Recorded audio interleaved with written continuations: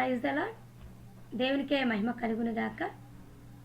మీ అందరికీ యేసుక్రీస్తు ఘనమైన నామములో నా హృదయపూర్వకమైన వందనములు తెలియచేయుచున్నాను. ప్రియులారా, ఈరోజు వాక్య ధ్యానాంశం, నీవు దేవుని కొరకు అగ్నిలా మండాలి. నీవు అగ్నిలా మండాలి దేవుని కొరకు. లేవియాకాండము 6వ అధ్యాయము 13వ వచనం. బలిపీఠము మీద అగ్ని నిత్యము మండుచుండవలను, అది ఆరిపోకూడదు. ప్రార్థన చేసుకుందాం. మహాపరిశుద్ధుడవు, ప్రేమ కలిగిన యేసయ్య, మీ పరిశుద్ధమైన బంగారు పాదాలకు వందనాలు, స్తోత్రాలు. మీరిచ్చిన వాక్య ధ్యానాంశమును బట్టి మీకు కృతజ్ఞతాస్తుతులు. ఈ వాక్యం సందేశము ద్వారా అయ్యా వింటున్న మా అందరితో మాట్లాడి మీరే మహిమ, ఘనత, ప్రభావం పొందుకొనమని యేసయ్య శక్తి కలిగిన నామంలో ప్రార్థించి వేడుకుంటున్నాను తండ్రి, ఆమేన్. ఈరోజు ఈ వాక్య ధ్యానాంశము ద్వారా పరిశుద్ధాత్మదేవుడు ఒక్కొక్కరితో మాట్లాడునుగాక, ఒక్కొక్కరిని అగ్నిలా మండించునుగాక. ఈరోజు దేవుడు, పరిశుద్ధాత్మదేవుడు నీతో మాట్లాడుతున్న చాలా స్పష్టమైన, శ్రేష్టమైన మాటలు. నీవు అగ్నిలా మండాలి. నీవు దేవుని కొరకు మండాలి. నీవు అనేకులను మండించాలి. అగ్నిలాగా మండాలి అని దేవుడు మాట్లాడుతున్నారు. ఇక్కడ ఈ వాక్య భాగం మనం చదివి పరిశీలన చేస్తే, బలిపీఠము మీద అగ్ని నిత్యము మండుచుండవలను, అది ఆరిపోకూడదు అని ఇక్కడ వాక్యం తెలియపరుస్తుంది. ఈరోజు బలిపీఠము అంటే మన హృదయమే, నీ హృదయమే. అగ్ని అంటే పరిశుద్ధాత్మ అగ్ని అభిషేకం. బలిపీఠము మీద నిత్యము అగ్ని మండుచునే ఉండాలి అని అంటే, బలిపీఠము అనబడే నీ హృదయము నీలో ఉన్న పరిశుద్ధాత్మ అగ్ని చేత నిత్యము మండుతూనే ఉండాలి. అంతేగాని నీలో ఉన్న పరిశుద్ధాత్మ అగ్ని చల్లారిపోకూడదు, ఆరిపోకూడదు అని దేవాతి దేవుడి రోజున నీతో మాట్లాడుతున్నారు. బలిపీఠము మీద అగ్ని నిత్యము మండుచునే ఉండాలి అని దేవుని యొక్క ఆజ్ఞ. ఈ ఆజ్ఞ ఎవరికి ఇవ్వబడింది? ఆనాడు యాజకులకు, లేవీలకు. యాజకుడు ప్రతిరోజు ఉదయము సాయంత్రము ప్రజల యొక్క ప్రాయశ్చిత్తార్థం ఏదో ఒక రకమైనటువంటి నైవేద్యాన్ని, హోమాన్ని లేదా దహన బలులను దేవునికి అర్పిస్తూనే ఉండాలి. ఇది దేవుని యొక్క ఆజ్ఞ, యాజకులకు ఇవ్వబడిన ఆజ్ఞ. యాజకుడు మౌనంగా ఉండకూడదు, ఖాళీగా ఉండకూడదు. దేవుడు ఆయనకు అప్పగించిన యాజకత్వం యొక్క పని ఏమిటి అంటే, యాజకునికి అప్పగించినటువంటి ప్రజల కొరకు ఆయన ఎప్పుడు కూడా బలిపీఠం మీద అగ్ని మండేటట్లుగానే చేయాలి. ప్రజలు ఎప్పుడు కూడా ఏదో ఒక పాపం చేస్తూ, దేవుని మీద తిరుగుబాటు చేస్తూ తప్పిపోతూ ఉంటారు. అయితే అటువంటి ప్రజలను ప్రతిరోజు వారి కొరకు ఏదో ఒక రకంగా మరి పాపాలు పరిహరించబడటానికి బలిపీఠం మీద యాజకుడు దహన బలులను అర్పిస్తూనే ఉండాలి. అసలు బలిపీఠము అనంటే దేవునికి బలులు అర్పించే స్థలము. ఈ రోజున నీ హృదయమే ఆ బలిపీఠం. సామెతల గ్రంథంలో స్పష్టంగా రాయబడి ఉన్నది, నా కుమారుడా, నీ హృదయము నాకిమ్ము. నా కుమారుడా, నీ జీవితాన్ని నాకు అర్పించు. నా పని కొరకు నీవు అర్పించుకో నాకు అని దేవుడు మాట్లాడుతున్నాడు. నీ నీ హృదయం అనే బలిపీఠం ఎప్పుడు కూడా మండుతూనే ఉండాలి అని ఈరోజు దేవుడు చెప్తూ ఉన్నారు. బలిపీఠం మీద దహన బలులు అర్పించడానికి ఏమేమి కావాలి? కట్టెలు కావాలి, దహన బలి పశువు కావాలి, నిప్పు కావాలి, అంటే అగ్ని కావాలి. ఇక్కడ కట్టెలు అంటే దేవుని యొక్క ప్రజలు. ఇర్మియా గ్రంథము 5వ అధ్యాయము 14వ వచనంలో స్పష్టంగా ఈ మాటలు రాయబడి ఉన్నాయి. కట్టెలు అంటే ప్రజలు, దహన బలి పశువు అంటే యాజకుడు, అగ్ని లేదా నిప్పు అంటే దేవుని వాక్యం అనబడే దేవుని మాటలు.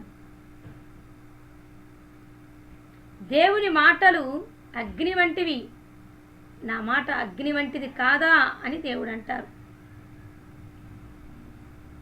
ఇక్కడ యాజకుడు తను తాను దహన బలి పశువుగా దేవునికి అర్పణగా తన్ను తాను దేవుని కొరకు దేవుని చిత్తం నెరవేర్చడానికి తనను తాను త్యాగం అయిపోతూ ప్రజల యొక్క హృదయాల్లో ఉన్నటువంటి కల్మషం అనేటువంటి పాపాన్ని దేవుని యొక్క అగ్ని వంటి వాక్యము ద్వారా, మాటల ద్వారా కాల్చివేస్తూ ఉండాలి, సరిచేస్తూ ఉండాలి అనేది ఇక్కడ బలిపీఠము మీద జరిగేటువంటి హోమము, నైవేద్యము, దహన బలి, ఆ కార్యక్రమం. నీవు యాజకునిగా ప్రజల కొరకు దేవుని యొక్క అగ్ని వంటి మాటలు, దేవుని యొక్క వాక్యాన్ని ప్రకటించాలి. నిన్ను నీవు దేవునికి అర్పించుకుంటూ దేవుని యొక్క చిత్తాన్ని నెరవేర్చడానికి, దేవుడు నీకు అప్పగించినటువంటి పనిని ముగించడానికి, దేవుడు నీకు అప్పగించిన ప్రజలను సరిచేయటానికి, దేవుని సువార్తను ప్రకటించే విధంగా నీ హృదయం ఎప్పుడు మండుతూనే ఉండాలి. హల్లెలూయా.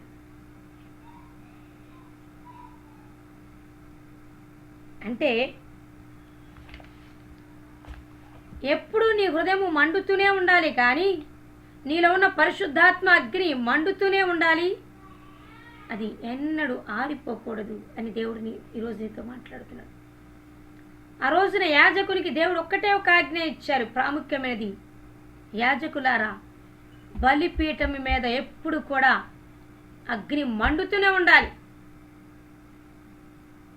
ప్రతిరోజు ఉదయము ఒక బలి పశువు, సాయంత్రము మరొక పశువు దహన బలి కొరకు బలిపీఠం మీద అగ్ని వేసి వాటిని దహిస్తూనే ఉండాలి. వాటిని దహిస్తూ ఉన్నప్పుడు, అగ్ని మండుతున్నప్పుడు పొగ వంటి ధూపము దేవుని సన్నిధికి చేరినప్పుడు దాన్ని దేవుడు ఆయనకి ఇంపైన సువాసనగా ఎంచి, దేని నిమిత్తం యాజకుడు ఆ దహన బలి అర్పిస్తున్నాడో ఆ కార్యాన్ని ప్రజల జీవితాల్లో దేవుడు జరిగిస్తూ ఉంటారు.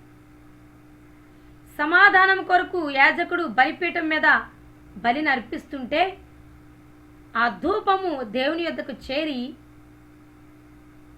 అది దేవునికి ఇంపైన సువాసనగా మార్చబడి, దానిని బట్టి దేవుడు తన ప్రజలకు సమాధానాన్ని అనుగ్రహిస్తారు. ఒకవేళ ప్రజల యొక్క అపరాధముల నిమిత్తం అపరాధ పరిహారార్థ బలి చేస్తూ ఉన్నప్పుడు, ఆ కార్యక్రమం యాజకుడు నిర్వహిస్తూ ఉన్నప్పుడు, దాని నిమిత్తమై బలిపీఠం మీద అగ్ని మండేలా యాజకుడు చేస్తూ ఉన్నప్పుడు అది దేవునికి ఇంపైన సువాసనగా మార్చబడి ఆ ప్రజల అపరాధాలన్నింటినీ దేవుడు మన్నించి వారికి క్షేమాన్ని కలుగ చేస్తారు. ఇటు రీతిగా యాజకుడు బలిపీఠం మీద ప్రజల ప్రాయశ్చిత్తార్థం ఉదయము సాయంత్రము అగ్ని మండిస్తూనే, దహన బలులను అర్పిస్తూనే, నైవేద్యములు హోమములను అర్పిస్తూనే ఉండాలి. బలిపీఠం మీద అగ్ని ఎప్పుడు కూడా ఆరిపోకూడదు అని దేవుడు ఆజ్ఞ ఇచ్చున్నాడు. ఈ రోజున నీ హృదయమే ఆ బలిపీఠము. నీలో ఉన్న పరిశుద్ధాత్మ అగ్ని ఎప్పుడు మండుతూనే ఉండాలి. పరిశుద్ధాత్మ అగ్ని ద్వారా నీ హృదయము మండుతూనే ఉండాలి అని దేవుడు ఈ రోజున మాట్లాడుతున్నారు. అయితే దేవుని చిత్తం నెరవేర్చడానికి నీ హృదయం ఎప్పుడు మండుతూనే ఉండాలి. దేవుని యొక్క పనిని జరిగించడానికి నీ హృదయం ఎప్పుడు మండుతూనే ఉండాలి.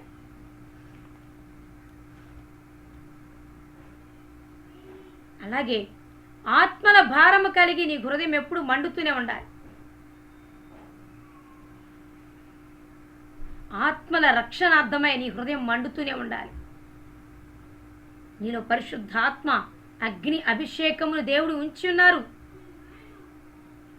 ఆ పరిశుద్ధాత్మ అగ్నిని నువ్వు ఆర్పవద్దు, చల్లార్చనియొద్దు అని పరిశుద్ధాత్మ దేవుడు నీతో మాట్లాడుతున్నారు. నీలో అగ్ని మండించడానికి ఆయన నిన్ను అభిషేకించుకుని ఉన్నారు. నీవు ప్రార్థన చేయటం ద్వారా, సువార్తను ప్రకటించడం ద్వారా నీవు దేవుని కొరకు మండాలి. నీ హృదయము మండాలి, నీలోన పరిశుద్ధాత్మ అగ్ని మండాలి అని దేవాతి దేవుడు ఈ రోజున మాట్లాడుతూ ఉన్నారు. మండటము అనంటే దేవుని చిత్తం పట్ల, దేవుని పని పట్ల తృష్ణ కలిగి ఉండడమే. అలాగే నీ ఎదుట ఒక పాపము చేసిన వ్యక్తి ఉన్నప్పుడు చూస్తూ మౌనంగా ఉండకుండా ఆ వ్యక్తిలో ఉన్న పాపాన్ని ఖండించాలి, హెచ్చరించాలి. ఆ వ్యక్తిని సరి అయిన క్రీస్తు మార్గంలో నడిపించాలి. ఆ వ్యక్తికి దేవుని స్వార్థను ప్రకటించి ఖండించడం ద్వారా అటువంటి పని చేస్తున్నప్పుడు నీవు మండుతున్నట్లు, దేవుని చిత్తం పట్ల, దేవుని పని పట్ల ఆసక్తిని కలిగి ఉంటే నీ హృదయం మండుతున్నట్లు, నీలో ఉన్న పరిశుద్ధాత్మగ్ని నిన్ను మండిస్తూ ఉన్నట్లు, నీతి కొరకైన ఆకలి దప్పులు కలిగి ఉండటం, ఆత్మల భారాన్ని కలిగి ఉండటమే నీవు మండటం అనంటే. ఇంకా నీ హృదయం మండటం అనంటే ఆత్మరోషాన్ని కలిగి ఉండటం, ఆత్మలో తీవ్రత కలిగి ప్రభు పని చేయటమే, ప్రభు సేవ చేయటమే నీలో ఉన్న అగ్ని మండటం, నీ హృదయం మండటం అనంటే. బైబిల్లో చక్కగా రాయబడి ఉన్నాయి.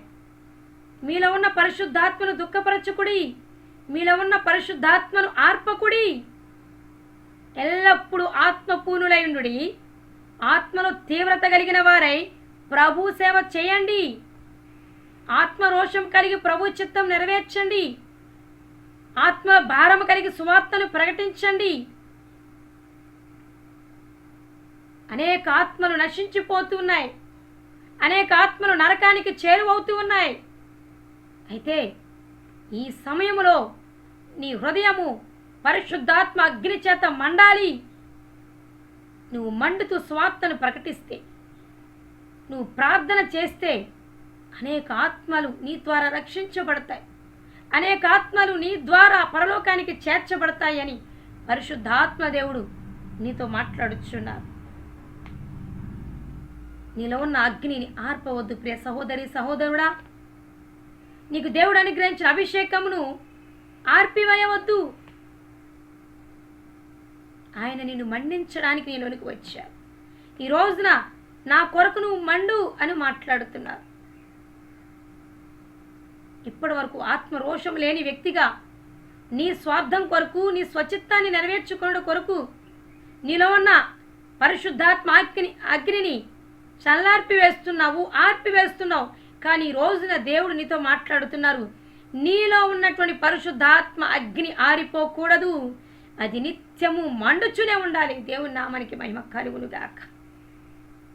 బైబిల్లో అనేక మంది భక్తులు దేవుని చిత్తం నెరవేర్చడానికి, దేవుని పని ముగించడానికి ఆత్మరోషము కలిగాయి, ఆత్మలో తీవ్రత కలిగిన వారే ప్రభు పరిచర్య చేసి ముగించారు. వారిలో ఏలియా ప్రవక్త, ఎలీషా ప్రవక్త, పేతురు, స్టెఫను, పౌలు భక్తుడు, బాప్తిస్మ యోహాను, అంతెందుకు యేసు క్రీస్తు ప్రభువారు ఆత్మల భారము కలిగిన వారై, ఆత్మల తీవ్రత కలిగిన వారై, నీతి కొరకు ఆకలి దప్పులు కలిగిన వారై ప్రభు సేవ చేశారు. వారు చనిపోయేంత వరకు, వారి ఊపిరి ఆగిపోయేంత వరకు కూడా ఈ లోకంలో ఆత్మల కొరకు పోరాడారు. దేవుని చిత్తం నెరవేర్చడానికి పోరాడారు. కొంతమంది ప్రార్థన ద్వారా పోరాడారు. కొంతమంది దేవుని స్వార్థను ప్రకటించడం ద్వారా పోరాడారు. ఆత్మలో తీవ్రత కలిగి, ఆత్మరోషం కలిగి, హృదయాలు మండుతూ ఉన్నటువంటి భక్తులు దేనికి భయపడరు. ఏలియా అహాబు రాజు దగ్గరికి వెళ్ళి ఏమన్నాడు? అతనిలో ఉన్న పాపాన్ని ఖండించాడు, హెచ్చరించాడు. పైగా నేను ఎవరి సన్నిధిలో నిలబడి ఉన్నానో తెలుసా అన్నాడు. అది ఆత్మలో రోషం, ఆత్మలో తీవ్రత కలిగి ఉన్నటువంటి. ఈ లోకంలో దేనికి భయపడరు. పరిశుద్ధాత్మ అగ్ని చేత మండించబడేవారు ఎప్పుడు దేవుని చిత్తాన్ని పరిపూర్ణం చేద్దామా, ఎప్పుడు ఏ పాపిని పరిశుద్ధిగా మార్చుదామా, ఎప్పుడు దేవుని స్వార్థను ప్రకటిద్దామా, ఎప్పుడు నశించిపోతున్న వారి కొరకు ప్రార్థన చేద్దామా అనేటువంటి ఆసక్తిని, తృష్ణను కలిగిన వారుగా ఉంటారు. ఈ రోజున నీకు అది లేదే. ఎప్పుడు స్వార్థం, స్వార్థం, స్వార్థం. ఎప్పుడు సంపాదన, సంపాదన, సంపాదన. ఎప్పుడు నీవు, నీ కుటుంబం. ఎప్పుడు కూడా ఇతరులకు స్వార్థను ప్రకటించాలంటే భయము. నాకెందుకులే, నాకెందుకులే అనేటువంటి స్థితిలో నీవు ఉంటున్నావు. అయితే దేవుని చిత్తం అది కాదు నీ పట్ల, ప్రియ సహోదరి, సహోదరుడా. ఈ అంచె దినాలలో దేవుని చిత్తం నీ ద్వారా నెరవేర్చబడాలి. దేవుని పని ఈ సమయంలో జరగాలి. అందరూ వారి ఆత్మను ఆర్పివేసుకుంటున్నట్లుగా నీలో ఉన్న పరిశుద్ధాత్మ అగ్ని ఆరిపోకూడదు అని దేవుడు మాట్లాడుతున్నాడు.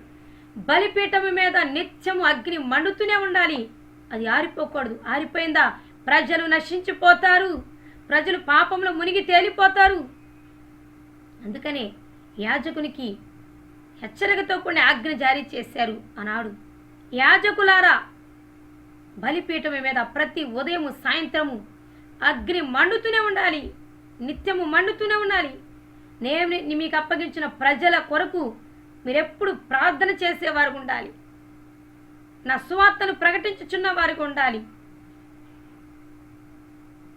వారి నిమిత్తం, వారి పాపాల ప్రాయశ్చిత్తార్థం ఎప్పుడు బలిపీఠం మీద ఏదో ఒక దహన బలి అర్పణ జరుగుతూనే ఉండాలి. అది అగ్ని ద్వారా జరగాలి. అగ్ని మండుతూనే ఉండాలి. ఆ ధూపము దేవుని సన్నిధికి చేరుతూనే ఉండాలి. ఈ రోజున ఎప్పుడు నువ్వు ఆత్మపూర్ణుడివై ఉండాలి. నీవు బ్రతుకుచున్నంత కాలం ఆత్మను తీవ్రత కలిగి ప్రభు సేవ చేయాలి. అందుకే నీవు పిలువబడ్డావని ఈరోజు స్పష్టంగా నువ్వు గుర్తించాలి నా ప్రియమైన దేవుని సహోదరుడా, సహోదరి. కాబట్టి నీలో ఉన్న పరిశుద్ధాత్మ అగ్ని ఎప్పుడూ కూడా మండుతూనే ఉండాలి. నీ హృదయము దేవుని చిత్తం నెరవేర్చడానికి మండాలి. ఆత్మల భారాన్ని కలిగి ఉండు. నీతి పట్ల ఆకలి తప్పులు కలిగి ఉండు. మొదట దేవుని రాజ్యాన్ని, దేవుని నీతిని వెతుకు. నీకు కావలసినవన్నీ నీ వెంట పరుగులు తీస్తాయి. దేవుడు నీ విషయమై మౌనంగా లేడు. మొదట దేవుని పని చేయి. నువ్వు యాజకునిగా పిలువబడ్డావు. ప్రభు సేవ చేయటానికి పిలువబడ్డావు. అది ఎంతో గొప్ప భాగ్యమని ఈ రోజున నువ్వు గుర్తించాలి. నీ మీద నేను ఆశలు పెట్టుకొని నిన్ను నమ్మి యాజకత్వాన్ని నీకు అప్పగించారు. నిన్ను నమ్మి ఆయన తన ఆత్మను నీలో ఉంచున్నారు. ఎందరికో లేని భాగ్యాన్ని, పరిశుద్ధాత్మ అగ్ని అభిషేకము నీ మీద నిలిచి ఉన్నది.